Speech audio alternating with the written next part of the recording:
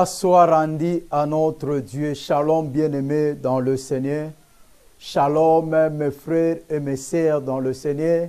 Shalom, peuple de Dieu, partout où vous êtes. Que la joie du Seigneur soit notre joie. Que la paix du Seigneur soit notre paix. L'héritage, je ne cesse pas de le dire. J'encourage vraiment chaque fois les chrétiens à comprendre que la paix du Seigneur est notre héritage. Il y a beaucoup de choses, lorsque nous comprenons, c'est là qui va nous aider à appeler cela quand les situations compliquées nous arrivent. Nous comprenons ou nous connaissons nos droits, nous connaissons nos devoirs. Et lorsque nous savons que ça, c'est mon droit, donc ce qui veut dire ça va nous aider à vivre, à appeler, à réclamer cela quand le moment compliqué nous arrive.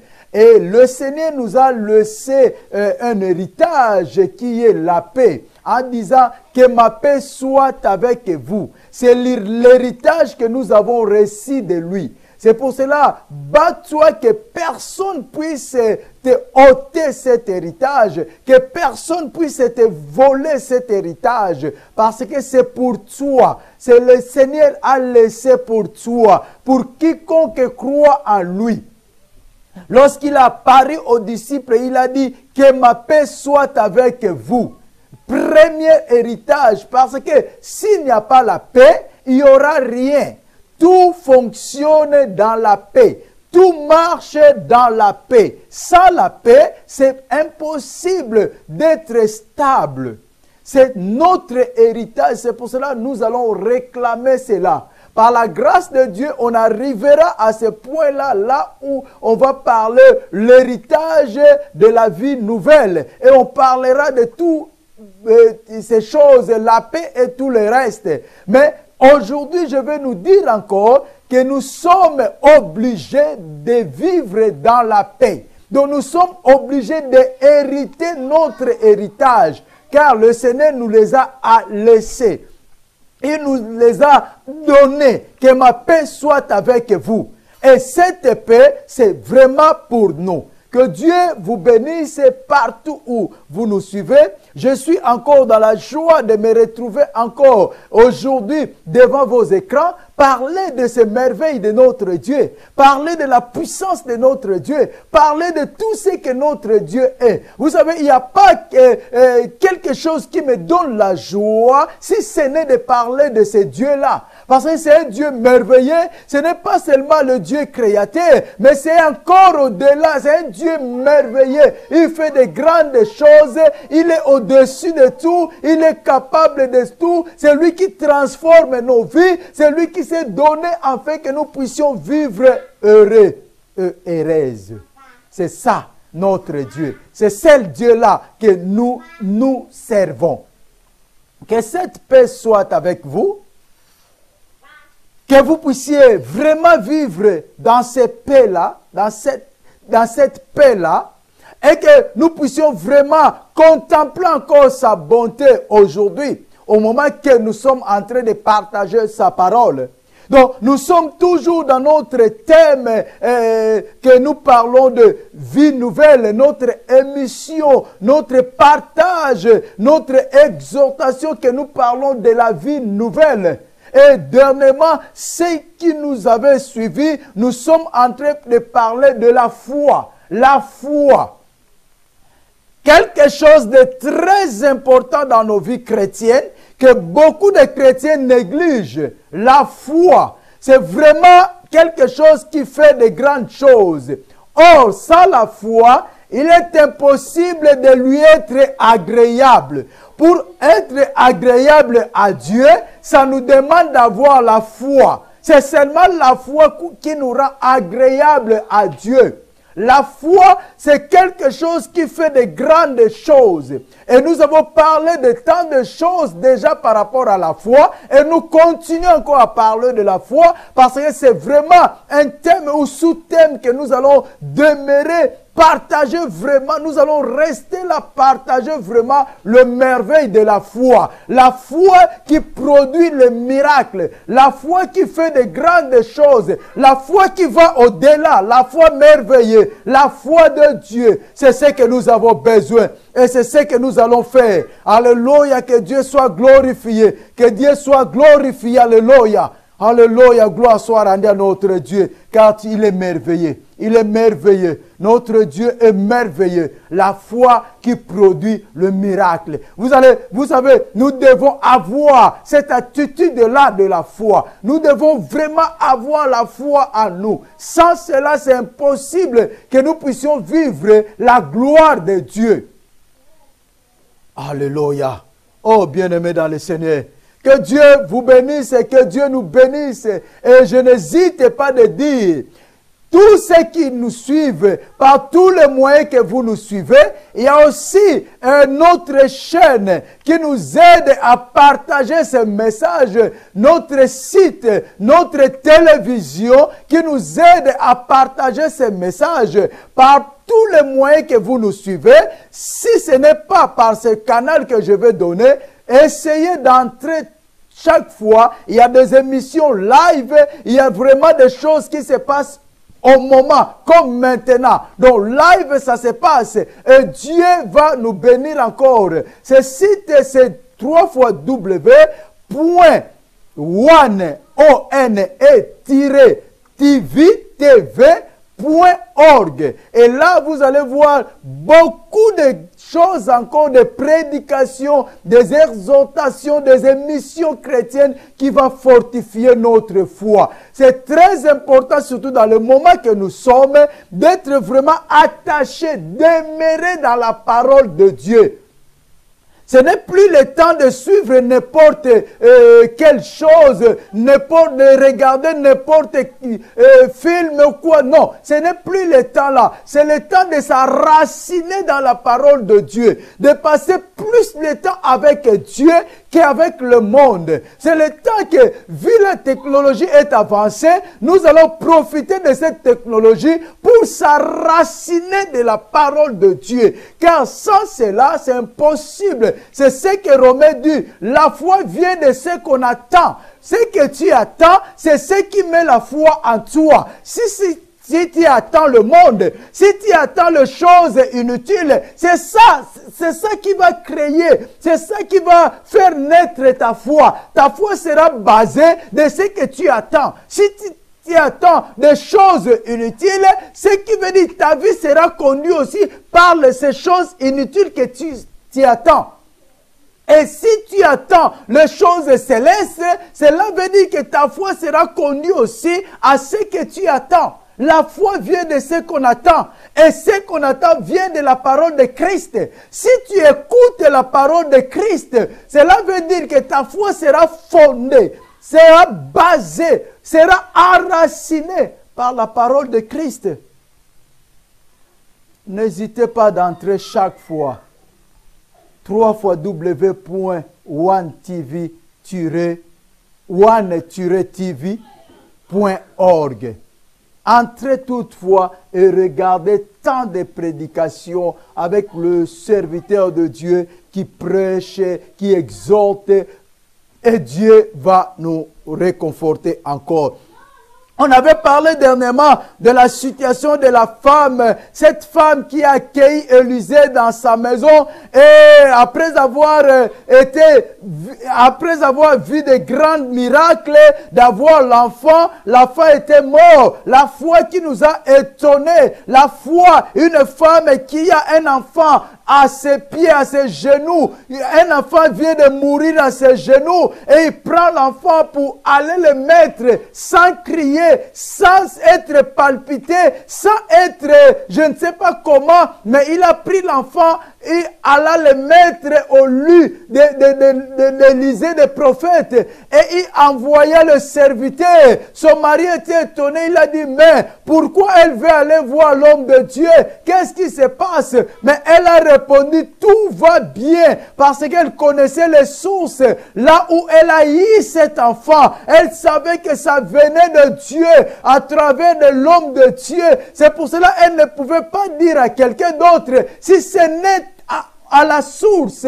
Donc là, on disait, il faut connaître la source de ta bénédiction pour être béni. Puis il faut connaître là où tu as eu ta bénédiction pour qu'au moment des difficultés, tu puisses retourner là-bas. Pas aller chercher par tous les moyens. Aujourd'hui, beaucoup de chrétiens font des efforts personnels sans se rendre compte que les efforts personnels ne payent pas. Nous allons lire ça aujourd'hui. Beaucoup de chrétiens ne savent pas où irai-je pour que je puisse garder ce que j'ai eu. Où irai-je pour que je puisse retrouver encore ce que j'ai perdu. Parce qu'il y a un endroit que je l'ai eu. Si cet endroit-là existe, je dois retourner à cet endroit-là pour retrouver ce que je viens de perdre ou ce que j'avais et que je n'ai pas retenu, je n'ai pas bien gardé, je l'ai perdu. Si tu connais ta source, tu vas retourner toujours à la source. Mais si tu ne connais pas la source de ta bénédiction, c'est là qui nous pousse à chercher ailleurs, à gauche, à droite, parce que tu ne sais pas. Tu ne sais pas l'importance de la source, bien-aimé. Et nous avançons. Nous allons lire les passages que nous allons commencer aujourd'hui encore par la grâce de Dieu. Que Dieu soit glorifié. Nous allons lire le livre de Marc. Là où Jésus nous parle encore de la foi. Là où Jésus nous montre l'importance de la foi. Marc 11. Et nous allons lire commencer le verset 18. Marc 11, on commence par... Bon, je vais directement 22. La Bible dit ceci, Marc 11, 22. La Bible dit ceci, Jésus prit la parole et leur dit, ayez foi en Dieu. En vérité, je vous le dis, si quelqu'un dit à cette montagne, ôte-toi de là et jette-toi dans la mer, et s'il ne doute pas à son cœur, mais croit que ce qu'il a dit arrive, cela lui sera accordé.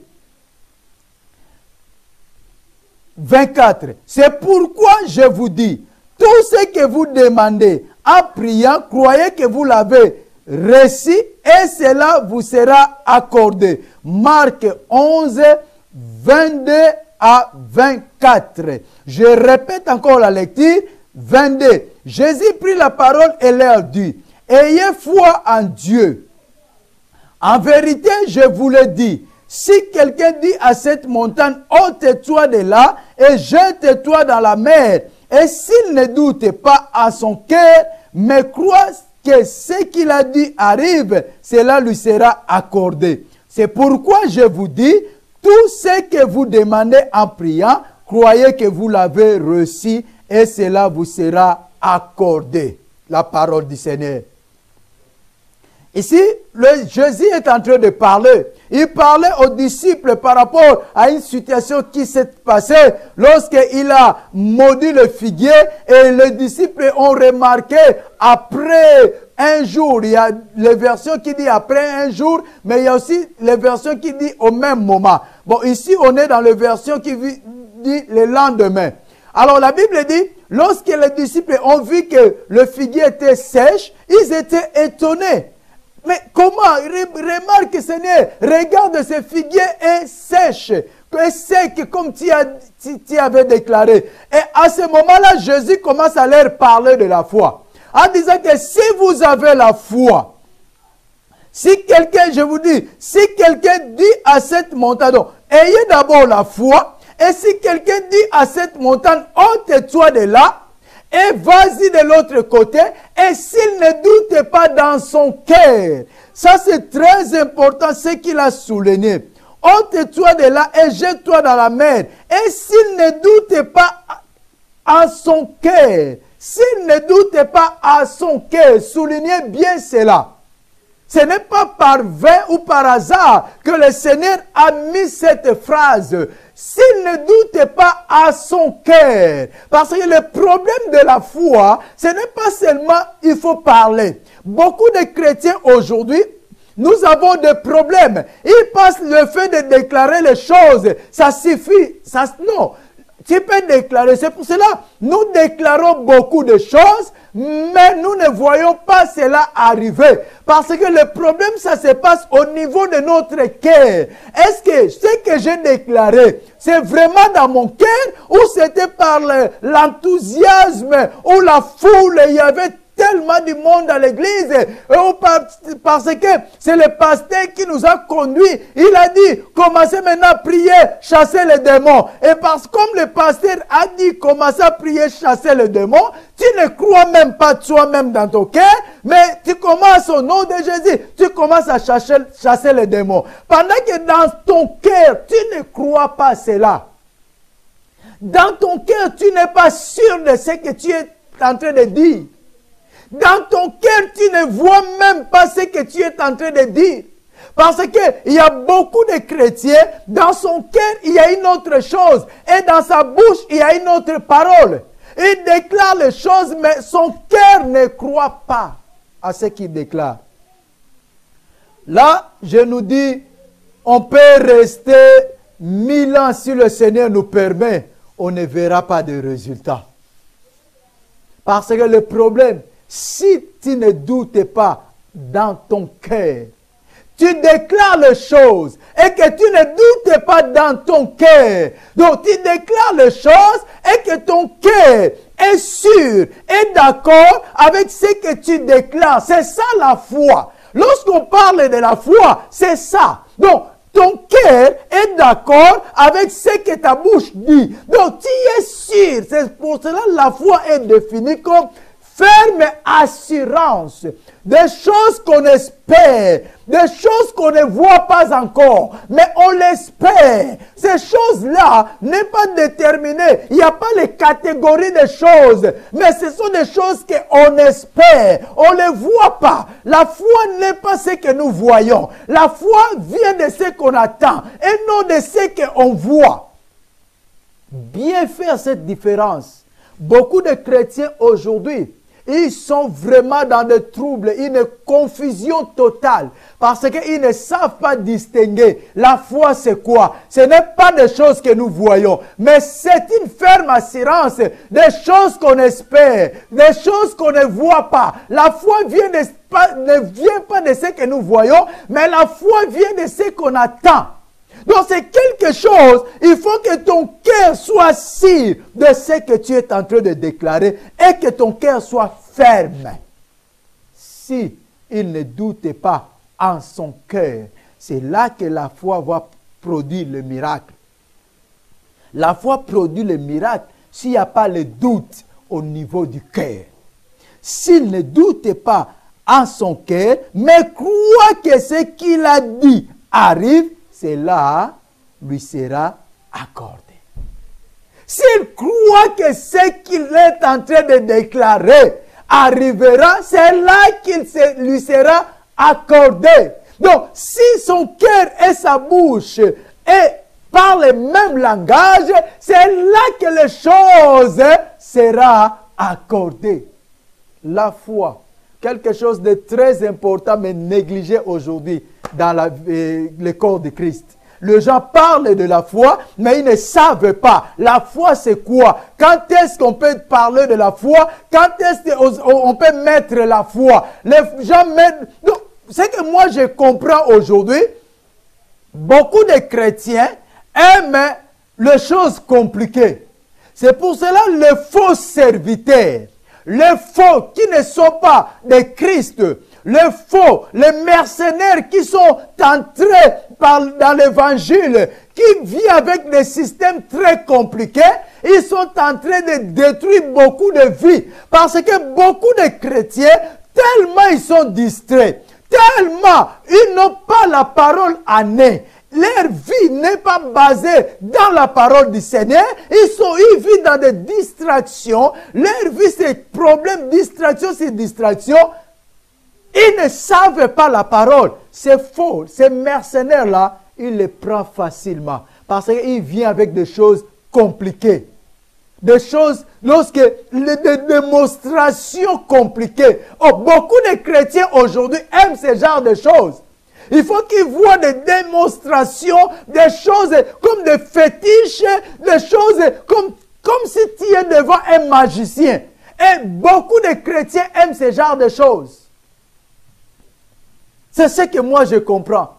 Beaucoup de chrétiens n'aiment plus la facilité. Oh, enseigner, il a dit seulement, mets ta foi. Si quelqu'un entre vous a la foi, et dans son cœur, il ne doute pas de ce qu'il est en train de déclarer, cela lui sera accordé. Il ne dit pas des choses compliquées, tellement simples. Mets seulement ta foi et tu le verras. Tu verras ce que tu es en train de déclarer. Mettre seulement ta foi. Avec le Seigneur, il n'y a pas de complications. Il a simplifié les choses. Il a facilité les choses parce qu'il a souffert pour nous. Mais seulement les chrétiens aiment la complication. Lorsqu'on lui dit, mets ta foi et tu verras, là non, il n'a pas besoin de ça. Il a besoin de lui dire d'autres choses.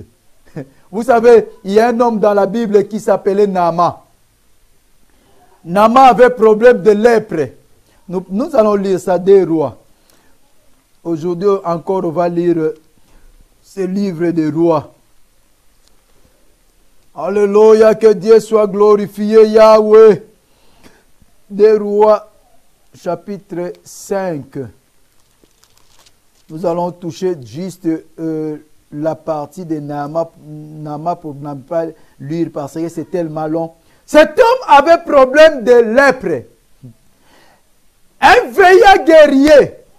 Mais son problème, il avait le lèpre. Et parmi les captifs d'Israël, il y avait une fille qui l'a dit, si mon Seigneur Naaman va à trouver le prophète, il sera guéri de sa maladie. Naaman 5. 3, on va lire ça. Elle dit à sa maîtresse, oh, si mon Seigneur était auprès du prophète qui est à Samarie, celui-ci le débarrasserait de sa lèpre. Donc, il y avait un esclave qui a dit, il a compris qu'il y a la puissance de Dieu. Il a dit, si mon Seigneur était à Samarie, trouver le prophète, il sera débarrassé de ses lèpres. Et la Bible dit, Naaman se prépara, il a pris les sacrifices, les offrandes, tout. Il se prépare, il a demandé la permission au roi et il est allé jusqu'à Samarie. En se présentant devant le roi a déchiré ses habits, il a dit, cet homme-là me cherche des problèmes. Si vous lisez, vous allez comprendre ce que Jésus est en train de dire. Il me cherche les problèmes. Qui suis-je pour enlever guérir le lèpre? Et la Bible dit, Élisée a écouté cela. Il a dit à Naaman de venir vers moi.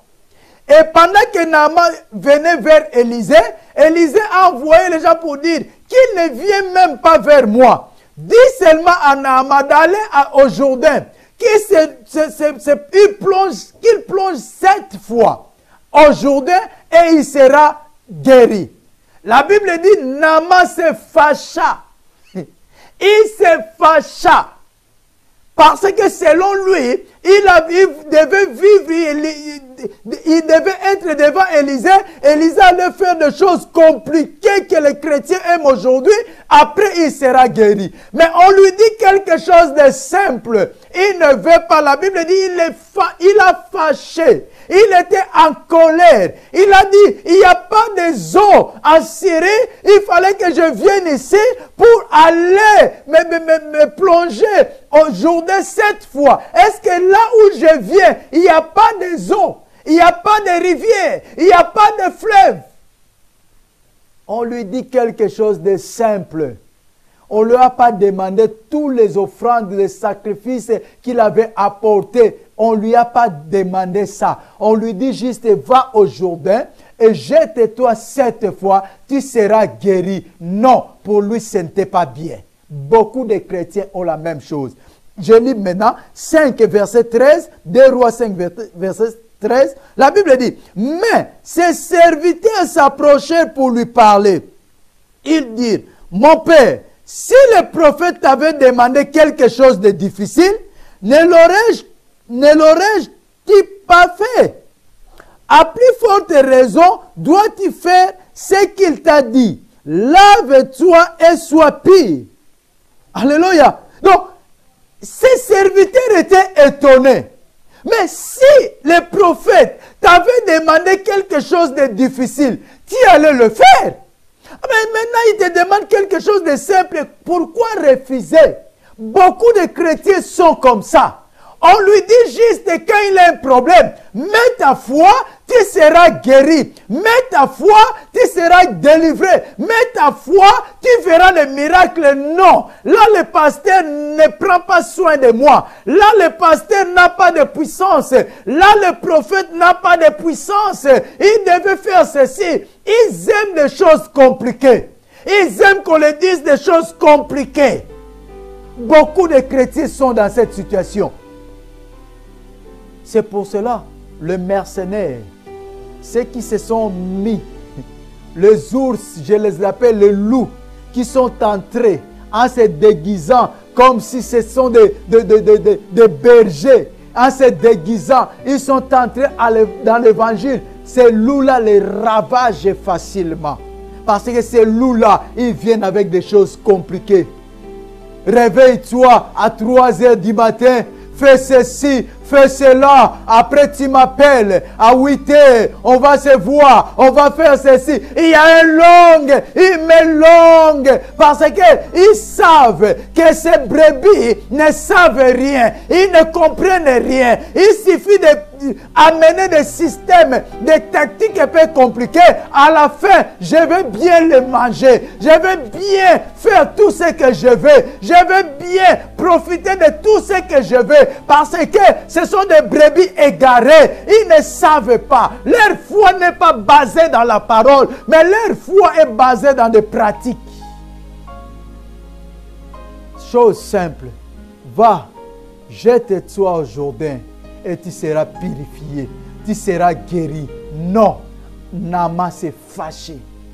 S'est fâché. Il s'est mis en colère. Chose simple plutôt. Bien-aimé, avec le Seigneur, il y a un instrument qui fera de grandes choses. Et cet instrument, c'est la foi. Il y a un système qui fera de grandes choses. Avec le Seigneur, nous avons un code. Ce code, c'est pour ouvrir tout.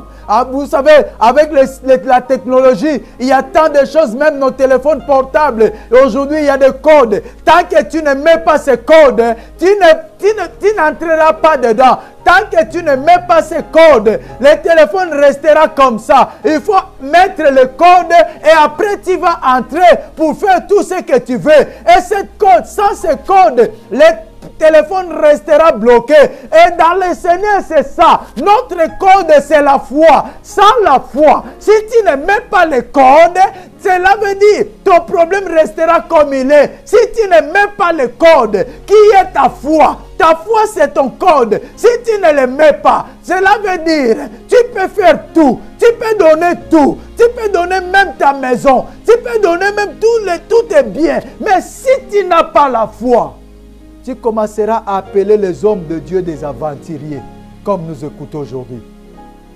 Oh, ce que nous oublions, ce n'est pas les hommes de Dieu qui font des miracles, mais c'est Dieu qui fait les miracles. Et Dieu se communique par la foi. Si tu ne mets pas ton code, cela veut dire l'accès est bloqué. Tu ne peux pas pénétrer. Il faut pénétrer. C'est la foi qui te fait pénétrer dans l'accès, qui te donne l'accès pour arriver à ce Dieu. Sans la foi, il est impossible de lui être agréable. Je vais m'arrêter ici. Nous allons continuer à cause du temps. Que le Seigneur vous bénisse. Activez votre foi et allez à l'avant. Vous verrez comment des choses vont s'accomplir dans le nom de Jésus-Christ. Que Dieu vous bénisse. On se voit à la prochaine émission. Amen.